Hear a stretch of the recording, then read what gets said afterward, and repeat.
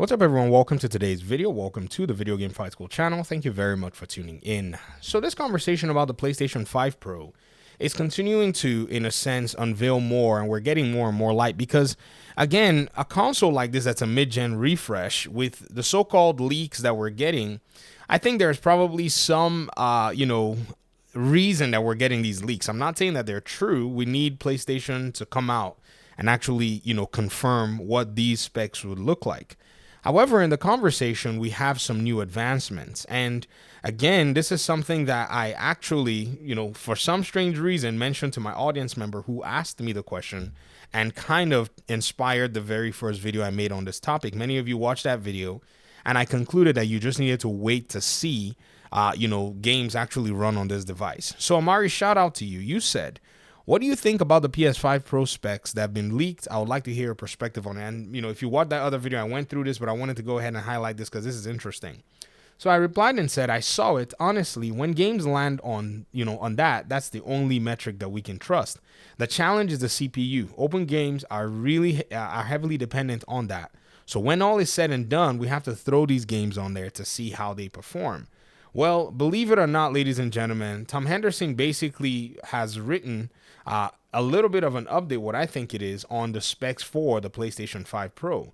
And to be very, very honest, I did not know how this was going to turn out, but seeing that the new specs pretty much talk about how the CPU is identical to the standard PS5, and then they caveat, however, the PS5 Pro has a high CPU frequency mode, which takes the CPU to 3.85 gigahertz, a 10% increase over the standard console. So possibly a higher frequency, something that would probably run the CPU a little bit more. But at the end of the day, it's one of those things where is that frequency boost enough to be able to give a significant performance increase in specific, demanding games?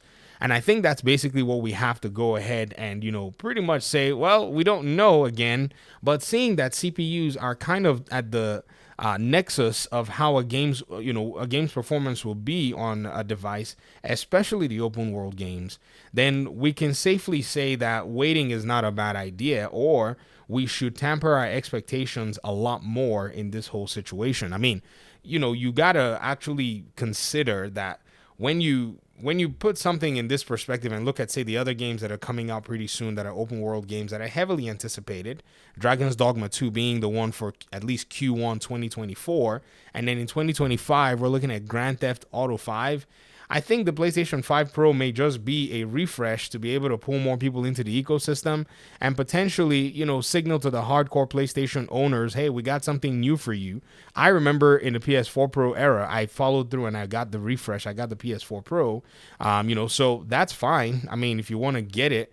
But again, I'm on this, I think I call it I wouldn't say a tirade. I think I'm on a mission to be able to go ahead and just inform people that before you jump on a PlayStation 5 Pro, you might want to take a look at what is going on, especially in AM4, 30 series, even low-end 40 series world, because the pricing is absolutely quite beautiful and delicious for what it is you're going to get. In fact, the prices are so good, I had to basically stop myself from, going crazy. I'm trying to put together a build at 1080p that's going to be able to perform in very respectable frame rates for every single game at 1080 and then some 1440.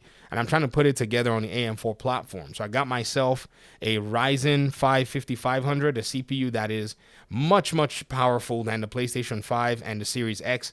And if the CPU for the PS5 Pro is going to be the same, then this $90 CPU is still a winner. I mentioned this before, and some people didn't necessarily pay attention to this. AMD are the kings of cannibalizing themselves. They'll make a product, they make the product so good that when it comes time for you to be able to choose, they'll basically use that same product to compete against themselves. And then there'll probably be not too much. It will all be based on your budget. One example, and I'm going to go ahead and show this, is the high-end CPU market as well. They do it in the low-end CPU market, low-end GPU market, but man, you can guarantee that you can find in the high-end CPU market as well. And I want to mention this fact of the high-end CPU market because some of you are probably planning. I've seen some of your comments. You say, you're waiting to see what's going on, but guess what's been going on lately is the high-end CPU market pricing is now coming into mid-range. The one example I want to show you guys, and that is on the AM4 platform. And the reason I'm saying AM4 is because AM4 CPUs still use DDR4 RAM, which is the cheaper RAM module right now. The motherboards are quite affordable, still in production. You can get a used one or you can get one for under $100.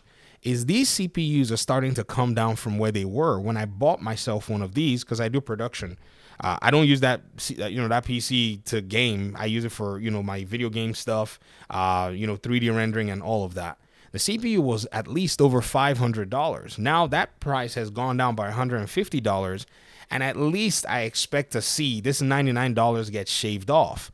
What this is going to do is this is going to take anybody who is able to just wait a little bit and do some trade-ins, basically trade your PlayStation 5 console if you want to move away from that paradigm, and you'll be able to get extra money to be able to put a $200 CPU that has 16 cores inside of your gaming machine. That is insane if that is what you want. Not saying that you need to go ahead and do that. I'm just saying that it is basically something that you can basically pay very close attention to.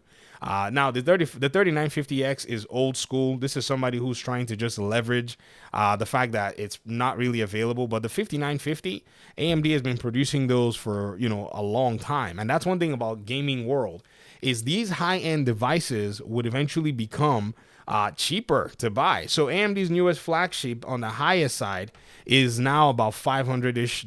It came all the way down from about $700-ish at launch, and nobody wanted to touch it, and it's now at $600. So now there's a $200 difference, and in fact, the performance difference between both of them, if you come on YouTube and check it, is literally somewhere on average around 2%, in some cases around 34-35%, but you're not going to be able to feel it as a human being. These things are just way too fast. So again, the console manufacturers right now are really hoping, to basically stick with their paradigm and, continue to market to the hardcore, those who really like their ecosystems, and maybe those who don't necessarily care about the hardware changes. But this is the evolution right here, because hardware changes from 2019, what nobody really talks about is from 2019 all the way through about 2021, those 2 years were the most pivotal changes that we got to see in hardware advancements. Basically hardware getting really good and super strong for very, very decent amounts of money. And with AMD continuing to put the foot on, Intel's neck, it's also caused a huge rift and benefited the PC gamers. And so even those who are wanting to come from console, there's just never been, in my opinion anyways, a better value in terms of CPU purchases.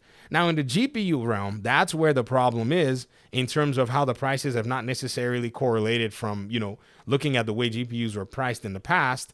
But that should not be a hindrance for you because you're getting a better machine at the end of the day anyways. So you shouldn't even worry about that once you can get something in a good price point, of which even those GPUs that we're looking at now have finally come down to the prices that, a lot of consumers would have loved for them to be at launch. Now, that means that they were late to come down in price, so they're not necessarily satisfactory by a small margin, but that margin is somewhere on like $50 or $70.